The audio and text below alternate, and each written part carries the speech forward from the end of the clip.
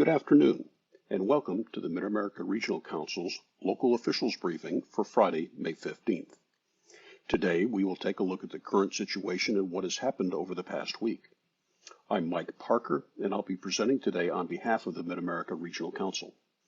Should you have any questions during the briefing, please add them to the comments section of the video, and we will do our best to respond to them in a future briefing.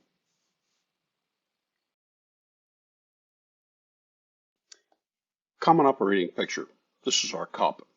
The KC Region COVID-19 Resource Hub is publicly available at preparemetrokc.org. The Resource Hub is updated daily with the most current information on COVID-19 cases, tests, and deaths as reported by the 9 counties in our region and Kansas City, Missouri. The Resource Hub now includes a link to a summary of Phase 1 reopening plans. The summary is a recap of plans for each jurisdiction, providing a comparison of reopenings, permissions, and restrictions, along with a link to reopening plans for each jurisdiction. The summary will be updated regularly as new information becomes available and as we move to future reopening phases. A link to the matrix is also available on Prepare Metro KC.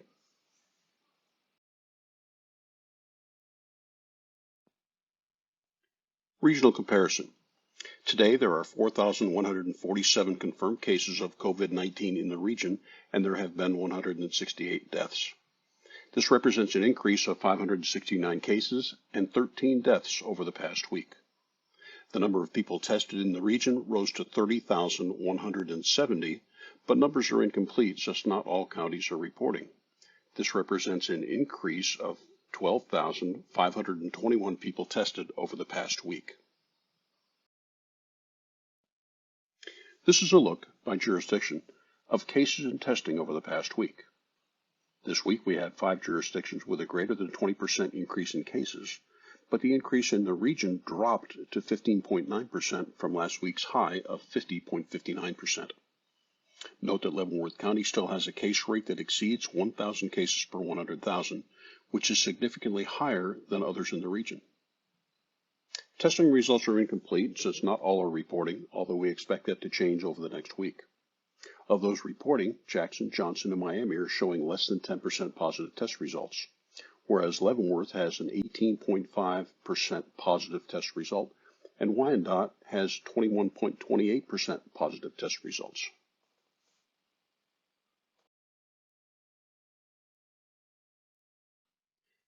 This is a picture of the Healthcare Coalition Northern Southern District COVID-19 Resource Hub, which shows a similar map for the additional counties in Missouri Highway Patrol Region A.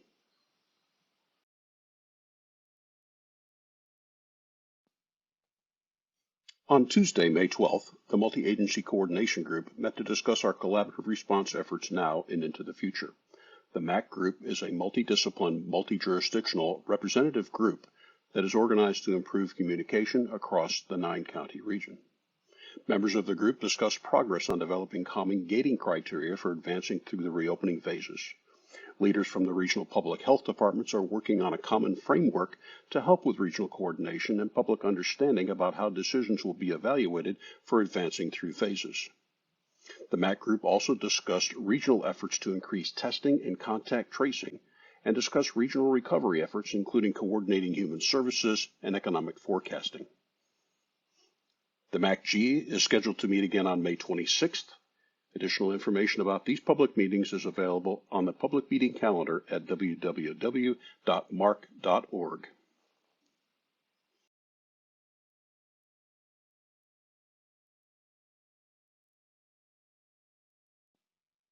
Discussions and future action are guided by these 4 strategic objectives: save lives, protect the population, cooperate and coordinate, and plan for the longer-term recovery.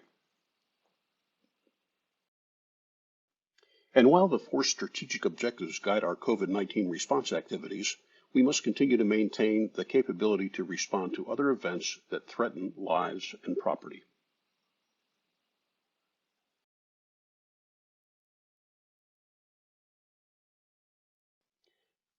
The status of all 7 lifelines throughout the region is green, but all are hampered by a shortage of personal protective equipment where the consumption rate exceeds the supply rate throughout the region. Otherwise, all lifelines are functioning as required with no mission-critical shortages in personnel, equipment, or supplies forecast for the next 48 hours.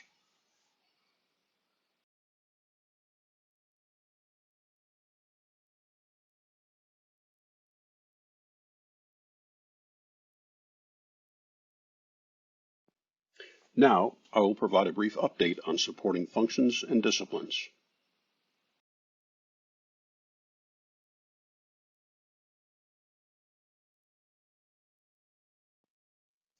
ESF 8, Public Health and Medical Services. Public Health. Testing. The state of Missouri is now providing data to local health departments on the total numbers tested within each jurisdiction. The data is being organized by the local public health agencies with plans to be added to local and regional hubs. This information is crucial to allow departments to determine the percent of population that's been tested on an ongoing basis. Kansas counties are currently reporting testing data on their websites. Information on testing times and locations continues to be available on each local health department website and can be accessed on preparemetrokc.org. Additional test resources have been made available through the states, resulting in increased testing. Test resources are being prioritized for hotspots and high-risk areas. Contact tracing. Individual health departments are reporting that they have hired more staff for contact tracing and recognize even more staff will be needed to meet the demands over the duration of this event. Public Health is exploring options to expand contact tracing to include working with the private sector C19KC group. The proposal includes a smartphone-based Safe Paths contact tracing app. The health departments and partner organizations are evaluating additional resources through Community Organizations Active in Disaster, or COAD. The National Framework for Contact Tracing is being released this week. Hospitals. Staff report that they still have patients with COVID-19 and persons under investigation in area hospitals, although the rate of hospitalization has decreased. However, with hospitals increasing elective procedures, surge capacity is decreasing. Here's an infographic that explains a bit about contact tracing. In short, contact tracers interview those who have tested positive. Contact tracers then conduct interviews with those who have been in close contact with the infected individual. Those who have been in close contact are placed in isolation for 14 days. Contact tracers then conduct follow-up interviews with those in isolation. For those exhibiting symptoms, they're referred to their primary care providers for testing and contact tracing. Those who have no symptoms may leave isolation. Those who exhibited symptoms and who test positive are identified as a new case, and the process begins again.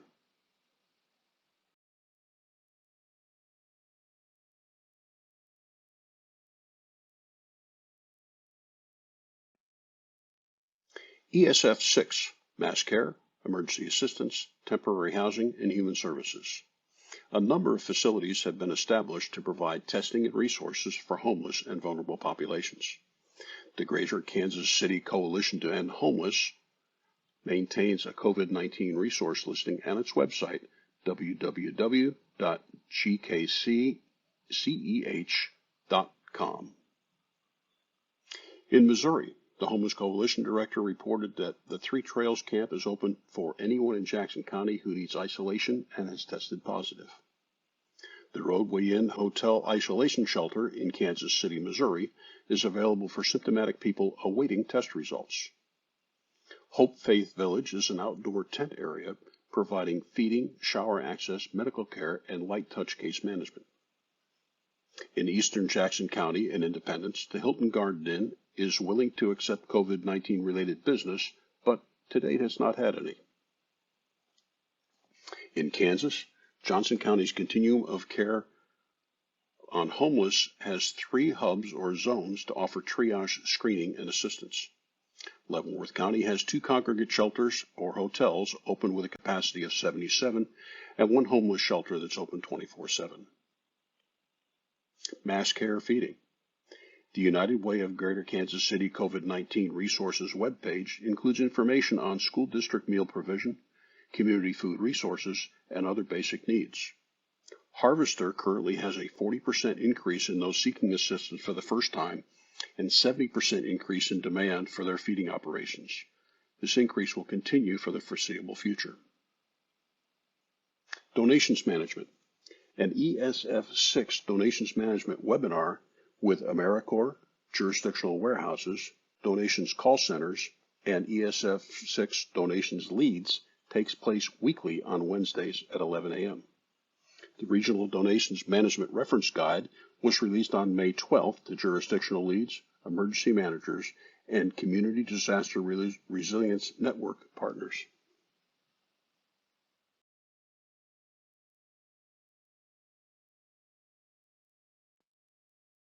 This is ESF6's Common Operating Picture. Just look at the enormous support provided from all sectors of the community. Thank you for being part of the solution. It's making a difference.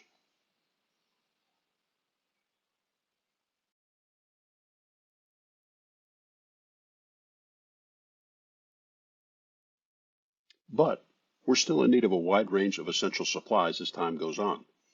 In addition to personal protective equipment, there's a need for cleaning supplies, items for infants and toddlers, hygiene supplies and paper products, and pet supplies.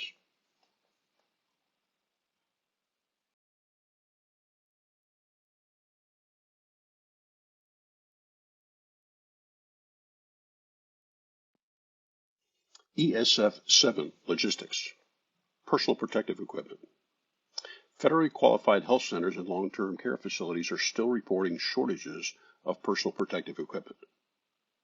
The Kansas City Regional Purchasing Cooperative issued bids and awarded 8 contracts to provide PPE for public and nonprofit entities for COVID-19 response on an as-needed basis. Available items include N95 masks, face shields, gloves, gowns, shoe covers, and disinfectant wipes with varying delivery times. Contracts are uploaded to the KCRPC database. Contact MARC for assistance.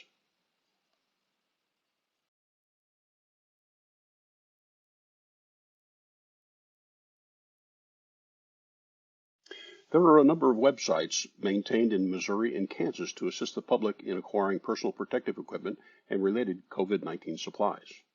These include the BioKansas COVID-19 Supplier List, the Missouri Department of Economic Development's Missouri Personal Protective Equipment Marketplace, the Missouri Enterprise COVID-19 Reopening Products and Services Directory, and Made in KC, a site for locally made masks, face shields, and hand sanitizer.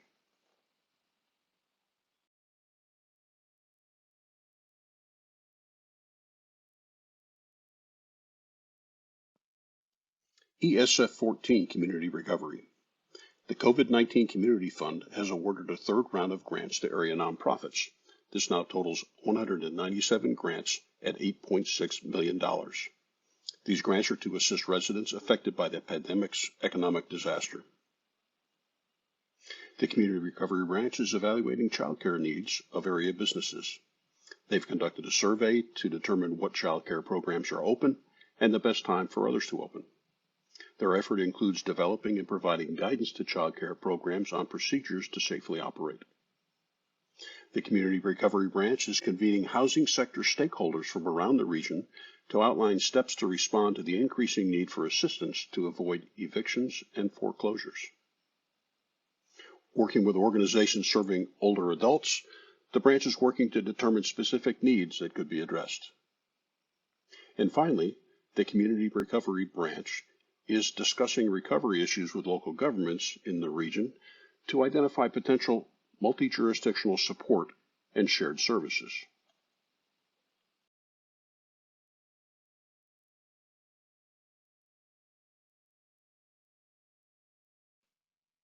ESF15, Emergency Public Information. ESF15 met on May 8th to discuss challenges to common messaging, as many of the individual jurisdictions have plans with different timetables, steps, limitations, guidelines, and phases. Public information officers and others are receiving questions from the public regarding those differences in reopening plans and gating criteria, recognizing that individuals live, work, and play across multiple jurisdictions, and that businesses operate across multiple jurisdictions as well. 2 matrices have been developed, one for reopening plans and one for gating criteria. A second draft of the gating criteria matrix was presented to the MAC group on May 12th. Public health officials are still learning how this disease evolves, necessitating changes in criteria as more is understood. As a reminder, here's where you can find more information on the web.